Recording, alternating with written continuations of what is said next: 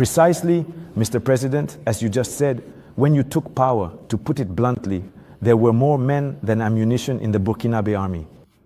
And today, where do we stand with the armament program for that army? And then, what are the signs that it is gradually gaining strength? Very well. As I said, I can't describe the whole situation as it was. It was catastrophic. And as I said, you can investigate. There may even be soldiers in this room who were on the front lines without weapons that existed in our army. So these were situations where we thought it was just, I wouldn't say bad faith, but an incomprehensible situation. For us, the weapons were there, and yet they refused to equip them. But when we were confronted with reality very quickly, we resolved first to try to arm the personnel who were present.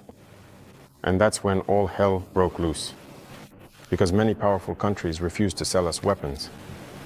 So we turned to those who were willing to sell us weapons. Very quickly we equipped ourselves, we recruited the VDP, and we were able to pay for everything we needed. We developed an equipment plan for a build-up in strength. And as you can see, for the past 2 years now, the equipment has started to arrive, it's still not finished, and more keeps coming in.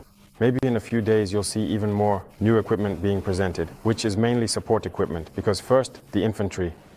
We had to equip them so that every man could have a weapon issued to him. That was a big challenge. We've achieved it. We keep recruiting, as you can see. Every year, we recruit between 10,000 and 15,000 men.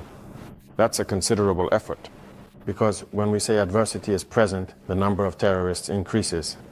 Because the imperialists are recruiting a lot of mercenaries who come to Burkina Faso to fight. So we have to adapt to the situation. And now we have our third phase, which is no longer about buying, but about manufacturing ourselves. And we're also working on that. So that's what building up our strength means. We need to be well equipped, but also to create a defense industry.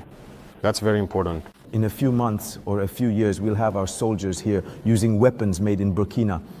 Of course. We have the intellectual capacity, there are resources. All it took was to look for them, and there you go. We're working on it. You'll be surprised, for sure. Mr. President, I must ask, can we truly win this ongoing war? Are we, in fact, going to ultimately win it? We can only win it. What else would we do? Rest assured, we're not going anywhere, and we will win this war. I told you that the threat is constantly evolving, but we are adapting. And the strength of the Burkinabe army is that it is one of the most resilient armies in the world. The pressure that Burkina Faso is under, I don't think there is any other country on earth right now facing this kind of pressure. But we are holding on, we will fight, and we are constantly adapting to the threat.